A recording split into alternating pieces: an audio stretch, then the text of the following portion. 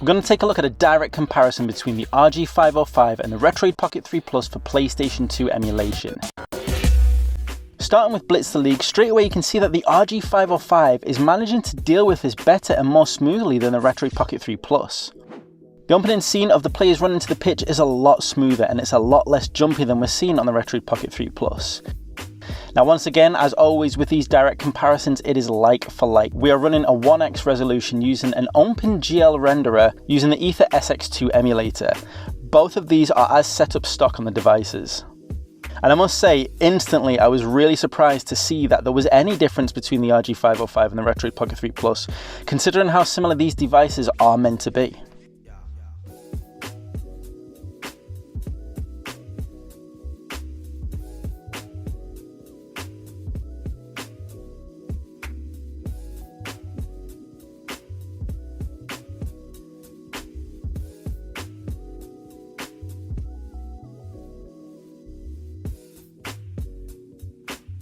Next up, we're looking at Kinetica, and once again we can see the gameplay is smoother and faster on the RG505, enabling you to have a much more realistic feel of speed in this game, a game that is about speed.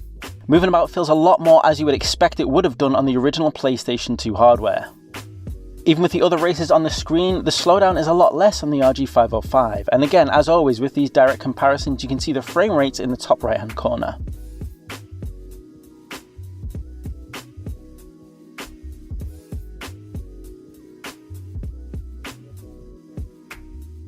Moving on to shocks, and this is the only test that has had any changes. Both of the systems have moved on to the Vulkan renderer because shocks doesn't run anywhere near as good using OpenGL.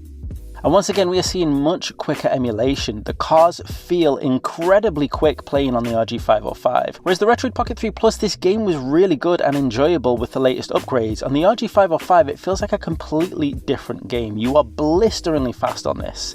You will notice, however, though, that there seem to be a few graphical issues of maybe a bit of flickering in the background on the RG505, something you're not seeing on the Retroid Pocket 3 Plus, so that'll be interesting to investigate a bit further. Next up is the hardest test, and that is Toka Race Driver. Whereas on the Retroid Pocket 3 Plus things are really slow, the visuals do seem to at least be smooth in that slowness. On the RG505 things are faster, but they definitely look choppier and a lot harsher. Take what you will from this comparison, both of these systems can't really handle this game, but it is good to see the differences between the two.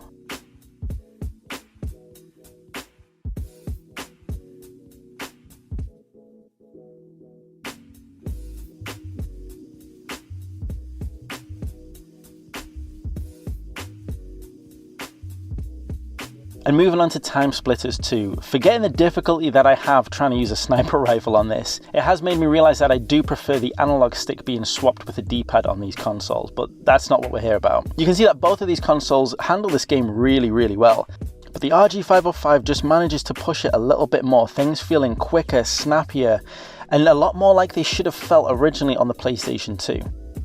Honestly, when it came to comparing the RG505 and the Retroid Pocket 3 Plus, I wasn't expecting a huge difference, but I am incredibly impressed with the difference I am seeing. The RG505 definitely packs a punch, and the Retroid Pocket 3 Plus has a big competitor now when it comes to PlayStation 2 emulation.